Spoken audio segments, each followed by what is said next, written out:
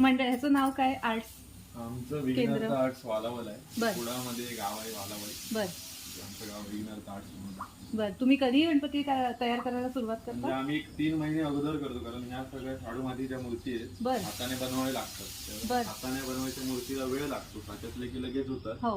म्हणजे 3-3.5 महिने अगोदर आम्ही चालू करतो मूर्ती बनवायला. बर.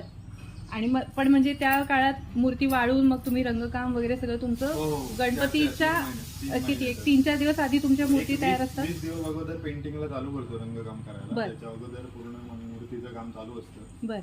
सगळ्या मूर्ती हँडमेड आहेत या सगळ्या. पण ह्या सगळ्या एवढ्या मोठ्या मूर्ती तुम्ही हाताने तयार करता, एका मूर्तीला साधारण किती वेळ लागत असेल? एका मूर्तीला हँडमेड मूर्ती बनवायला 4 ते 5 दिवस जातात. बापरे, एक कष्ट मूर्ती आहे. बनवायला. हो. पण हे सगळे म्हणजे तुम्ही ठरवता की डिझाईन कसं आहे, का तुम्हाला सांगतात नाही. लोक की आम्हाला यावर्षी कुठल्या प्रकारचा गणपती हवाय, काय हवाय?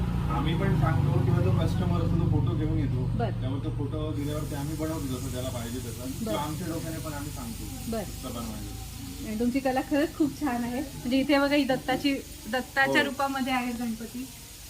सिंहासनारूढ आहे, मोरावर आरूढ आहे. हो. खूप सुंदर मूर्ती आहे. यांना पण घेऊन गेले.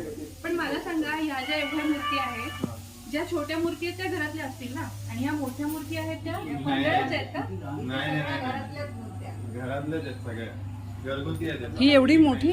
हा, घरातली.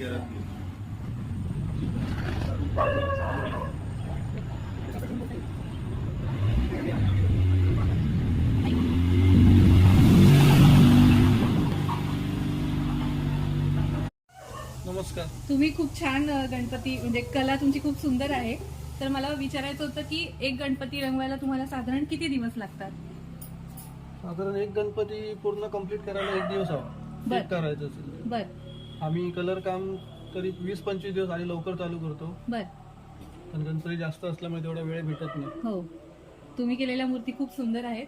धन्यवाद. आणि मला डोळे रंगवताना बघायला खूप आवडतात. तर तुम्ही आता जे भुवया रंगवलात ना, खूप सुंदर वाटल्या बघायला. आता जे तुम्ही तिकडे बघितलात ना, हँडमेड केलेल्या मूर्ती आहेत, ते सगळे दत्त अवतार वगैरे त्यांनी स्वतः बनवले. आणि तो स्वतः करतो सगळं.